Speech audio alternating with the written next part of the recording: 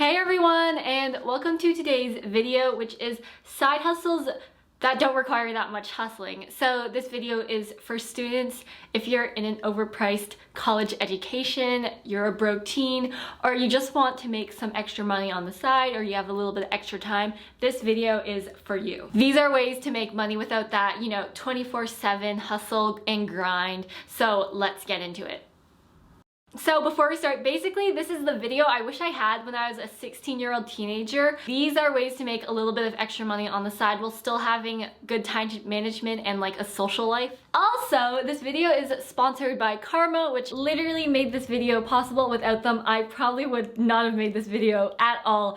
So huge thank you to them. Anyway, Karma is an online shopping assistant. So when I was like coming here, moving in, I needed to buy like home furnishings, like different type of gear for my setup, all of that. And it made moving in so much easier. For example, this new microphone I bought, I had it like wish listed on Karma, and when it went down in price, I immediately bought it because I needed a new microphone for my setup so I can get that crisp audio. So it's actually really simple to download the Karma Chrome extension. And when you visit any website and you see an item you like, it pops up in the corner right here and you just click on it. So you also get notifications when an item goes on sale or it drops down in price or when it's back in stock. Along with, you also get coupon alerts and it'll automatically apply them as you check out. And also when you go to certain stores, you can get cash back. Anyway, you'll need to check out Karma if you really want to save that money and also be more efficient in your shopping experience. So you can check out the link right here. Anyway, let's get back into the video. Okay, so the first one is an Etsy shop. Etsy literally has millions of shoppers on that website every day. So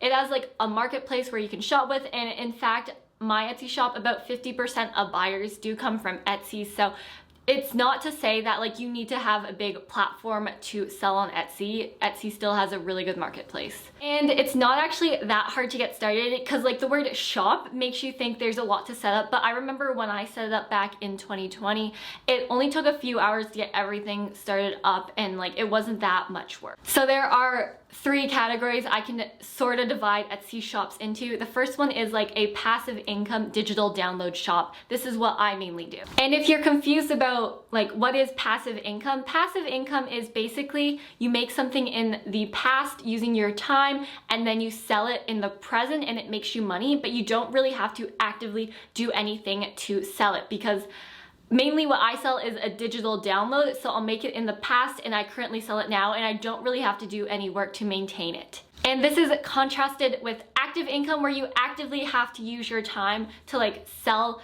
things and make an income. This is basically any normal job where you're actively working. So mainly what I sell, I would say, are templates and like digital items for your iPad.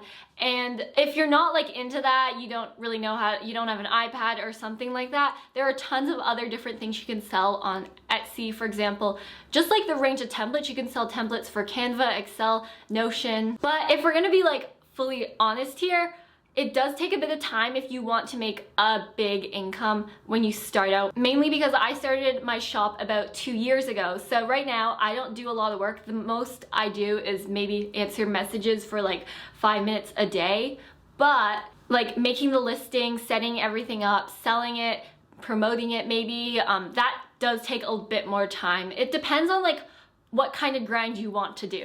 So my next one on Etsy is the freelance or custom order type of sphere. So I do a little bit of like freelancing and custom orders. So usually people will send me a message saying, can you make this like a food template or like a certain font? And usually I only agree to them if I can resell them afterwards. This could definitely be for you because you can actually charge a higher amount. When I do custom orders, I usually charge for the price of the item. So let's say it's $4 and then I'll charge a labor fee. So however long it took me to make, let's say I'm working at, I don't know, $15 an hour and it took me 30 minutes, my labor fee would be like $7.50, something like that. You should value your time wisely. I've been on Etsy for a while, so I've seen like all the different things you can freelance. What I think is is honestly popular. You can do like calligraphy, names, custom portraits, drawings, anything like that. And then the last section is shipping handmade items. This is basically what Etsy was originally made for, selling handmade items and like crafts that you made. But this is a lot more time consuming depending on what you're selling. It could be honestly anything from like clay items.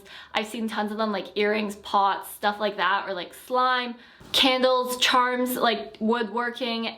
Anything really goes in the craft sphere. I should note, when I first started out, I wasn't making a lot of money, maybe like $5 a day or even less than that, sometimes nothing. But $5 a day, let's say, does add up. Anyway, moving on to something similar is print-on-demand services such as Redbubble or Society6 or Zazzle. These are places where if you're into like art and like graphic design, let's say, you can upload your artwork or prints to this website and they'll basically paste it onto, let's say, a mug, t-shirt, pens, stickers, anything like that, and they'll send it to the person who's buying it. These websites basically do all the physical labor and like the hard stuff associated with selling your art, and you get like a cut of the revenue. All you mainly have to do is create the art, the fun part, and then choose a price to sell it at. Similar to these websites is like freelancing. I was mentioning this a bit earlier. So you can do freelancing on Etsy, however, it's not as popular. There are actually websites for freelancing, and I'll split these into like different categories and like ideas. So first is Fiverr or Upwork, if you've heard of them. They're basically where you can list your service and people online that are interested in it will purchase your service from you. So if you're skilled at something like video editing, graphic design, like writing. Next, sort of similar to this, is transcribing. So for transcribing videos, if you're a good listener and you can type decently fast, you can make a decent amount of money just like listening to videos or audio and writing down what they say and like your language. Go Transcript, Rev, and Scribble are good options to start out. Okay, moving on to the next one, influencing. Now, I'm like a YouTuber, so technically I'm an influencer, but I never really actually call myself an influencer because it feels weird. Anyway, I put this into one giant category because not a lot of us are interested in becoming one, but not a lot of us are also one, but I feel like there are a lot of subcategories in this, so we're just gonna go through it all. Anyway, the first one is YouTube, what basically we're doing. This works where YouTube pays you a portion of the revenue they get from showing ads on your video, but to get into this YouTube AdSense program, you need to have 4,000 hours of watch time and 1,000 subscribers, which is actually harder than it may seem. It does take a bit of time to get there, so that's why influencing is one category, because it's like hard in itself. It depends on how much work you're willing to put in. But I would like to also mention this is a terrible way to make money quick. You're gonna be on a really hard grind. But if you're interested in starting a channel, because YouTube can be fun in itself, it might not feel like a side hustle anymore. And honestly, it feels fun. And if it feels fun, is it really a hustle? We don't know. Anyway, similar to YouTube is the TikTok Creator Fund. I don't go on TikTok anymore because we just don't go on that app anymore. But it's similar to YouTube AdSense, except you get paid a lot less for your views. But I noticed on TikTok, you can also go viral a lot more easier. Next in this category is affiliate marketing. I honestly think this is one of the best ways to make money, even if you're a smaller YouTuber or you have a smaller audience. It all works. Basically, you become an affiliate for a company, they'll give you a link, and then you put that link in, let's say, the description of your videos, your bio, or like on your blog. And whenever someone clicks on that video and purchases something, you get a kickback, a proportion or like percentage of what they spent. It's usually anywhere from like 3 to 10% depending on the company. I find that Amazon is the best one, and it's not actually that hard to join it. Everyone goes on Amazon, and whenever they click on a link of yours, if they purchase that one, you'll get a kickback, but also whatever else they purchase on Amazon, you'll also get a kickback. And next is sponsorships, where a company will pay you to talk about their product or service, and it can definitely vary depending on which niche you're in and the size of your audience and what videos you make, how many views you usually get. There's a lot of different factors that go into this, but if you are curious about like what you could possibly make, this website called like Squad HQ is honestly the most accurate sponsorship calculator I have ever seen. So next is merch. You've probably all heard of that, where basically someone like a YouTuber, influencer puts like their logo, design, art on a shirt or like cup or something that they can sell to you, and then you get like a proportion of that. Usually people don't buy the merch in advance and they host it on websites like Teespring. There are a bunch of other different ones. Next are online communities. So for example, Patreon. This is where people pay to get into your online community where you post about like extra videos, polls, like different things, and they can like be a part of you. You can talk with them. So next is online classes. If you're skilled at a particular niche, you can make longer videos explaining them in a tutorial style. I host my online classes on Skillshare mainly because it's easiest and technically it's free to join, and I don't really want to charge people for these online classes. Plus it has a community of like thousands of members, so it's like a marketplace where people can just like watch your videos. Okay, moving on. Next is blog writing or writing on Medium. First, we'll get into blog writing. If you have your own blog, you can host it, let's say on like Squarespace, WordPress, Wix, and you can write blogs. But you can also put Google ads in them. So whenever you're on the blog, sometimes they'll have like a little banner where it's like a random ad like for a car or like, but if you don't really have a lot of monthly blog visitors or you just want to write casually, you can try Medium writing. Medium is like a giant blog writing place, news place where people write different things, like honestly about everything, lifestyle, tech. Depending on the amount of views you get by paying members, you'll get like a little kickback. It can actually be pretty good depending on what topic you're doing and like if it's interesting or not. Next is investing, so like stocks, shares, crypto.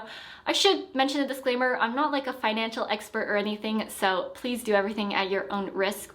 You can make money through this, but it isn't a lot unless you're like a day trader, which honestly takes a lot of work. So where I make the money is through dividends and the free referrals.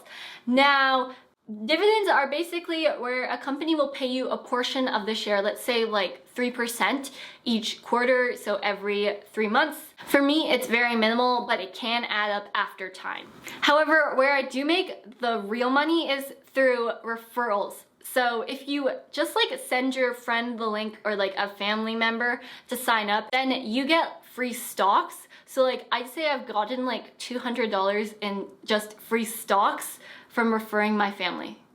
Next is reselling secondhand clothing on Poshmark. Now, depending on like the degree that you're gonna be selling, it can be a little hustle to like a full-on grind. So it's mainly for clothing if you have like older and vintage clothing that you know people will want. For example, like nobody wants your Gap jeans from 2 years ago, but people do want those Levi's jeans from the 90s. So it depends on like what you have. And you can definitely go to a thrift store and like sift through all the clothing and choose what's good, but that is extremely time consuming. I'd find you have to have a good taste for what's gonna sell. It may not necessarily sell.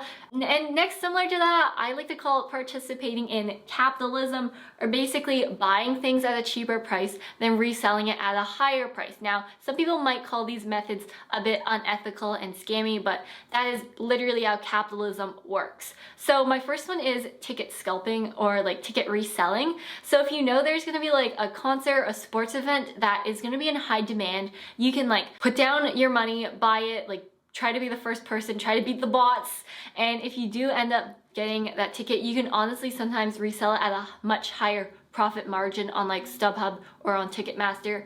But honestly, is it a bit unethical to resell these? Yeah, it is to a degree, but is capitalism unethical?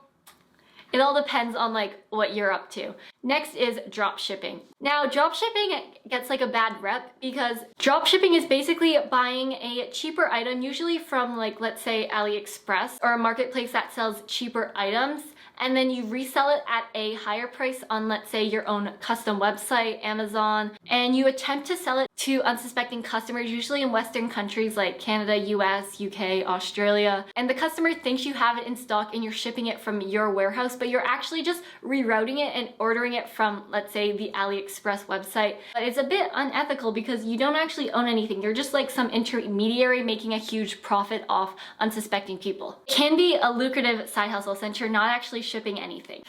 Anyways, so next is online Zoom tutoring. Now, there aren't really any specified websites for this you can join to do it. It's more like use your connections, use like people from like your high school or like, you know, people in university who need tutoring. Basically, you can just tutor them online through Zoom, help them with like questions they have if you're good at that subject.